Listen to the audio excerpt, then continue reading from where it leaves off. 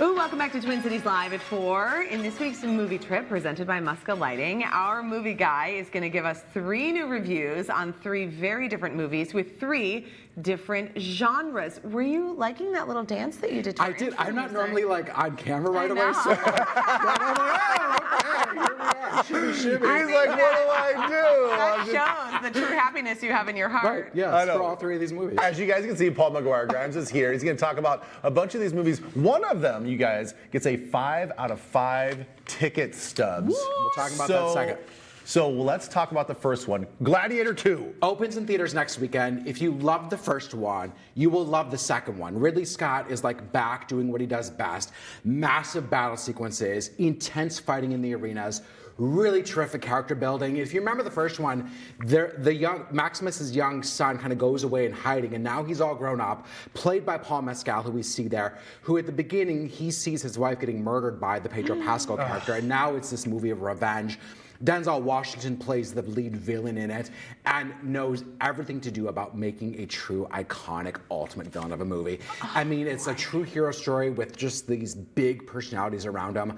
Joseph Quinn from Stranger Things is in this as well, and it just is entertaining escapism. It's kind of just what you may want right now. Okay, how long ago did the first Gladiator come out? 2000. Yeah, it's been a long time. And this, for me, like feels right in that world without it feeling like kind of an aged reboot that's trying too hard.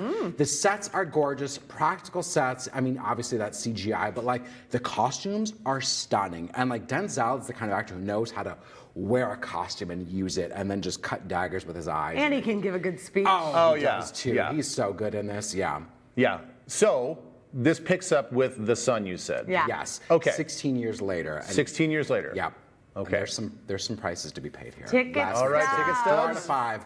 Gladiator 2 opens next weekend. I'm happy that you're happy with this. Yeah, I was too. I was kind of pleasantly surprised. Yeah, that's really great. I know not all sequels are good. No, not especially at all. when they come out this much later after an original. Yeah, especially one that's so beloved. All right, the next one, Amelia Perez. Yes, now streaming on Netflix.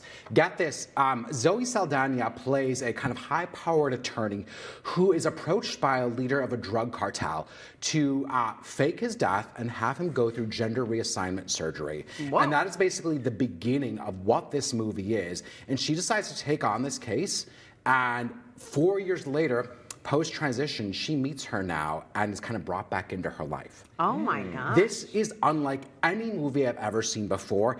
Zoe Saldana, Selena Gomez plays her, the other character's wife, Amelia's wife in the film, and then Carla Sofia Gascon plays Amelia Perez and the character pre-transition and is brilliant. And all 3 of them give stunning performances that we've really never seen them do before.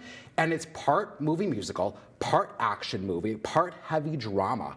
It is unbelievable. This sounds and so very original. like, am I going to be too dumb to understand this movie? No, because it's really like someone who gets to be their authentic self and then is inspiring and changing the community, kind of as an atonement for their own past. Oh. Yeah, that's the crux of the movie after because the transition. the cartel, that sounds like a bad guy right Yeah, away. bad guy right away. But then there's more complexity Yeah, because to it. he's like, no, I need to be my authentic self, goes through gender reassignment surgeries, lives his life as a woman, and is now inspiring the community. This is a movie that asks for kindness, compassion, to meet others where they're at, and these 3 actresses then get to do that as themselves, and you're like, no wonder why Zoe Saldana, because she's doing everything she's so good at that rarely gets a chance to do, and she's so talented. incredible in this. How many ticket stubs? 5 out of 5. One of my favorite movies of the year, my 4th 5 out of 5 this year.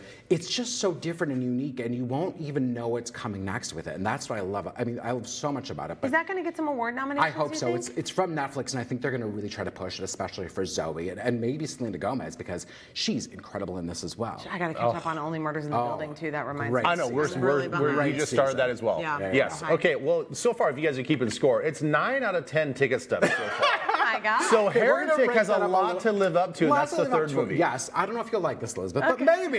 It's a horror movie about these 2 young missionary Mormon girls that go door knocking, of course, and they get to the home of the character played by Hugh Grant. Hi, Hugh Grant. So they step inside, they believe that his wife is inside making blueberry pies, and all of a sudden they realize that he is not the charming man they thought he was, and now they are trapped in his Okay, house. I'm traumatized already.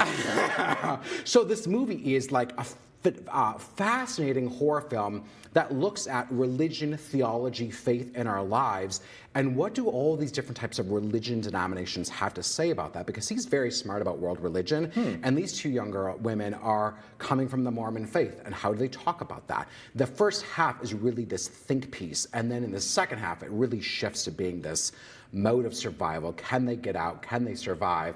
And this house that he lives in is this other character in the movie, and it plays a big factor into it. Okay, so is it more thriller than like jump out and scare you? Correct. It's not a lot of jump scares until the second half, but it's a thriller. It's not like devil possession or anything like that, Yeah. but like claustrophobic, tense. What's he gonna do to them?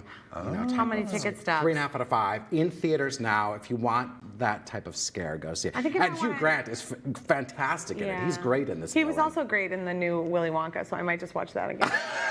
or Paddington 2. He's so I good at do it. Oh yeah, love yes. Paddington. I know. I do like those movies. I know. They're They're so good. good. Yeah. Paul, great All job. right, good job, Thank Paul. you. All right, for some more reviews and celebrity interviews, subscribe to Paul's Trip to the Movies on YouTube and follow Paul on social media. That's at Paul's Movie Trip. You can watch his YouTube videos and then just see every celebrity talk about his wall of DVDs. They love it. Twin Cities Live's Movie Trip is presented by Muska Lighting, and they want to say they're so grateful for all of their past and current customers. So they're offering you 10% off your orders through the end of November. Thanks to Muska Lighting for sponsoring TCL's Movie Trip. Our mudroom fixture from Muska Lighting is a total showstopper. We get compliments from everyone who walks through the door. Talk to the experts at Muska Lighting in Roseville and Eden Prairie for help finding the perfect light for you.